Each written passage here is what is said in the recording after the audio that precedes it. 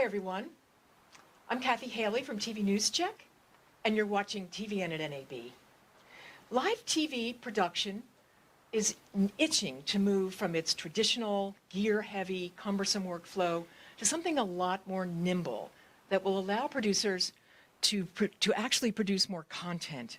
One of the companies helping to facilitate this rather large move is Zixi, a 15-year-old company that started out as a protocol enabling live transport of video over IP.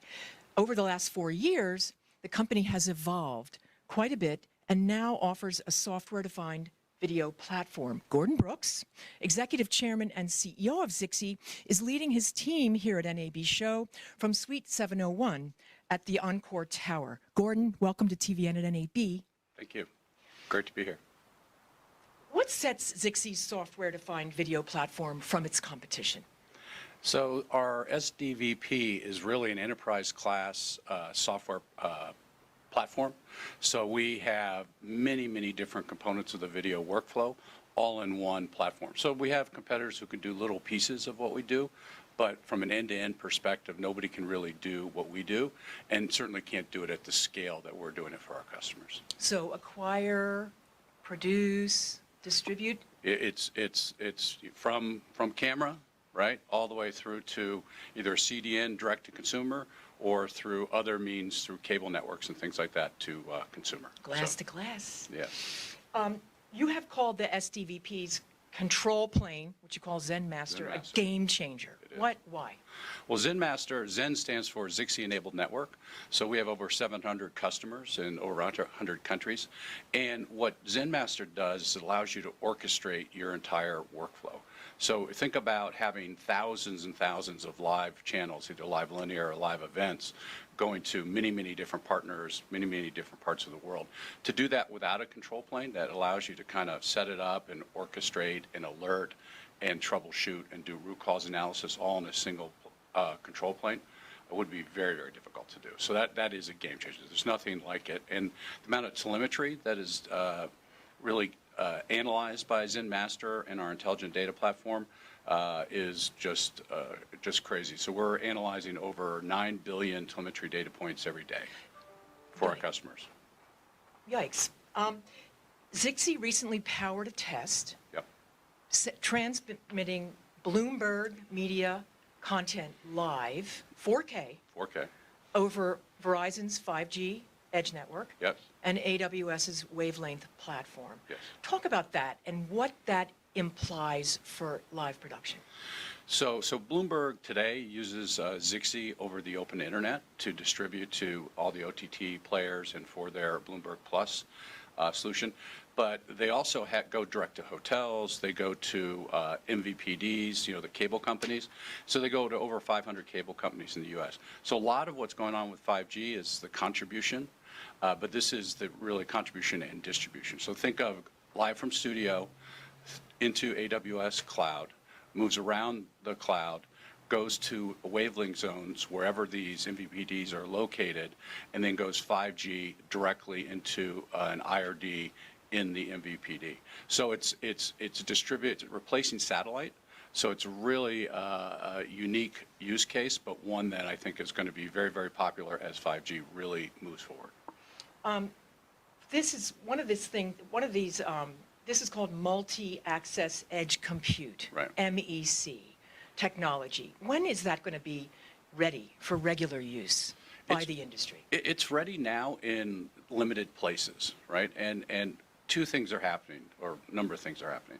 So you've got the multi-edge compute is really mobile-oriented. That has to be really IP-oriented. So they're moving towards its mobile edge compute, but it's also internet and fiber. So it's going to be a hybrid of different IPs until 5G is ubiquitous, right? And then what's going on with 5G is you have 5G ultra-wideband now, which really needs a line of sight to get a signal, but it's a lot of content can be carried on it and very reliably. C-band, which is where traditional satellite has been broadcast, that is being released for 5G. That will be easier to get for everyone, and that's the first big tranche of that is being released at the end of this year, and then the remainder of it is the end of next year. So that will make 5G just much more widely available. And when that happens over the next couple of years, you'll see 5G accessible in most major metropolitan areas, and then starting to get more rural. I've seen you talk on video about how much less latency there is with 5G. Can you just talk a little bit about that with your test with AWS? Yeah, so if you're thinking traditional satellite, right, and transmission, you're talking probably 30, 40 seconds of latency.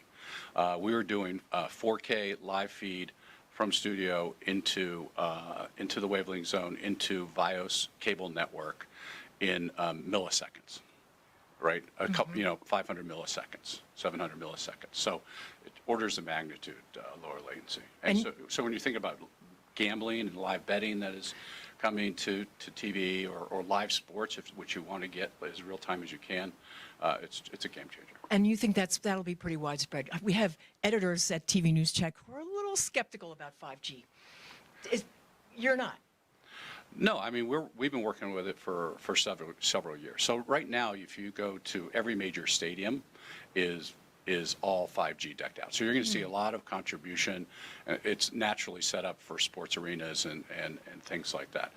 Vegas is all wired with 5G, ultra wideband. But I think the game changer will be the C-band release, and then that can go through windows, that can go around corners where ultra wideband really can't, right? So you'll have multiple classes of 5G, and it'll also be integrated with things like 4G LTE. So that's what we did with Bloomberg. 4G LTE was backup, and then we do hitless failover. So if you lose some bandwidth or it fails, it'll fail over seamlessly. You won't be able to see it on TV. Interesting. Yeah. Zixi is also powering live sports 4K on fubo. Right. What are the implications of that for the live sports production in the industry? Yeah, so fubo actually gets live sports that are produced remotely and produced oftentimes in tetherless, and they get that using really the internet, and then we take that and do a normalization. So all the contribution, all the channels that they get that are live come through Zixi, and then we normalize it. So what you get is you get all different formats, all different codecs, all different PID formats, you get all different protocols. We come in, normalize that, and then it runs through their OTT platform. So it allows them to process literally thousands of channels and get it all completely normalized for them to take out to the consumer. And is this something that could be widespread, say, on network television production of live sports? Oh yeah, absolutely. Already? Yeah, already. If you watch PGA events and things like that, a lot of that content's coming out of off the golf course using Zixi's platform through AWS. Okay. You've talked about how all of this testing and technology is leading to something called tetherless production. Right. What is that? So that video you talked about that you saw me talk with that Verizon produced. So we had 2 roller cases of equipment, and all we needed was an electrical outlet, and we had enough firepower there with 5G and 4G LTE and compute to produce a 20-camera professional sporting event. With two cases that I could roll in myself. No truck. No truck. No truck, no nothing. Yeah. That's impressive. Yeah. And Bloomberg Media is an innovator. They are. They always have been. So you're working with them. Are they coming to you and saying, "Can we do this?" Or are you coming to them and saying, "Can we do this?" Well, really, how it started was we were working with Verizon in their lab, and then we went to Bloomberg and said, can we use your content? Are you interested? And they said, yeah, we'll take a look. And they started looking at it, and all of a sudden they took over, right? So that's Bloomberg's way. So they got very excited about it and are leaning in very, very heavily. So there's a lot going on with Bloomberg, both on the contribution side and on the distribution side and on some direct-to-consumer stuff as well. Well, you mentioned distribution, and one of the things you're going to be doing next, I think, is working with AWS, again, and 5G with Verizon to distribute the Bloomberg 4K content to phones and to devices. When is that, and what does that mean for the industry? I can't actually tell you the details about that. It's a secret, It's or a you don't secret. know? No, I do know. They've announced, Bloomberg has announced that those are some of the trials we're doing, but we really can't talk about exactly what that means because it's actually pretty strategic for them. Interesting. Ooh, interesting. Yeah. Talk a little bit about NAB. We're at NAB Yeah. show 2022. Nobody's been here since 2019. Reminded, I spoke at the Devconcroft yesterday, and it reminded me that it's been 1,112 days since we had last gotten together at Yikes. Devconcroft. Yeah. Did they have their usual crowd?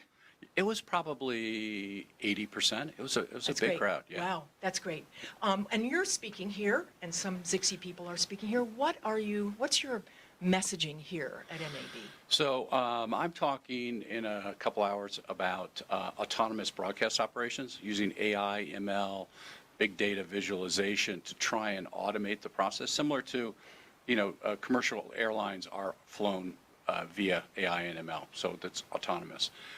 Air traffic control, power plants, power grids, and cars are getting there.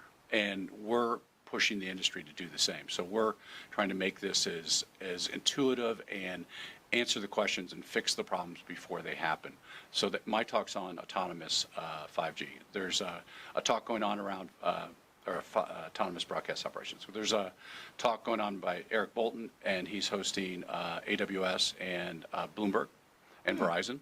So we're going to talk about this use case there. So generally, we're kind of talking about some of the new cool stuff that we're doing. And this ML and AI in production, what are they going to automate specifically? The setup, or?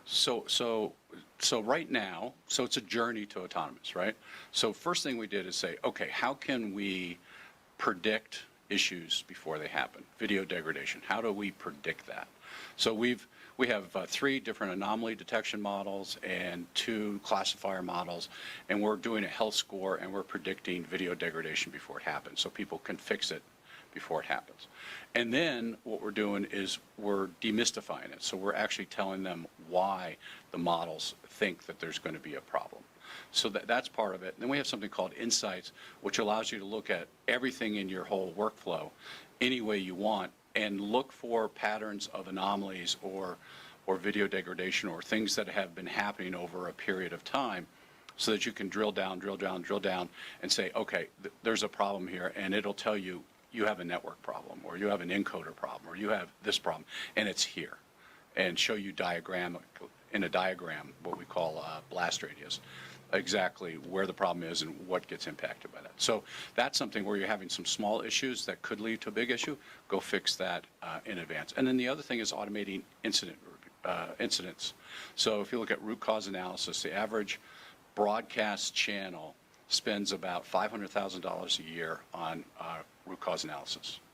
So it's a dark hole that nobody has visibility. We have all the analytics, we have all the data telemetry, the 9 billion we talked about. If there's a problem, it'll say, here's the problem, here's what caused the problem, here's all the graphs, here's all the logs, here's everything you need to diagnose the problem and to fix the problem. And you also, here's the report. So you don't have 5 companies and 27 people on phone calls, 4 hours a day for 2 weeks while everybody points fingers at each other. Wow. It'll tell you what the problem It is. figures it out for the engineers and gives Yeah. them a little instruction. Fix this. Yes, I would think they would love that. I would think so too. I would think they would hate to lose their job, but Well, the idea is for operators to be able to do, so engineers are very expensive and there's not enough of them. right. Operators are typically hourly. How do you put knowledge and actionable things into the operator's hands? And so the engineers can do more strategic things. So it's not about reducing people, it's about redistributing what people are working on. And this is now. This is AI now, and this is ML. live. You've put it in to It's the in. mix. Yes. Fascinating. And one last question, just Sure. about the cloud. That's probably the big word here. There is concern that it's not entirely ready for prime time, that there are cost models that some broadcasters feel that the cloud providers need to adjust. What do you say to them about cloud, live production in the cloud? So, I mean, we have hundreds of clients doing it at scale. So it's ready for prime time. It depends on how you go about it and how you think about business case. I don't think you really have a choice because everything is becoming so nimble. So once you do production in the cloud, then distributing your content becomes much more cost effective, right? Mm-hmm. And allows you to set up meeting rooms and use things like Zixi to distribute that rather than really costly, kind of hardware-based, facility-based solutions. So it really allows you to have a more nimble setup and allows you to lower costs downstream. So you have to look at the entire workflow, and that's where you get the benefit is that complete change of how you do business. Moving away from fixed satellites, fixed buildings, fixed, fiber to I can spin something up in days, not months or years, but days, and I can take it back down again if it's not working, right? People want it. They do. They want to believe it's ready. They do. It is ready. It is ready. Thank you very much, Gordon Brooks. My pleasure. Executive Chairman and CEO of Zixi, for joining us on TVN at NAB, a channel that's going to be live streaming and offering on-demand programming throughout NAB on TV News Check's homepage, our social channels, and our Vimeo and YouTube channels. Thank you to Alyssa Wesley, our producer, and to Bob Worden, our engineer in the TVN Broadcast Center, he generously calls it, in Seattle. Bye-bye.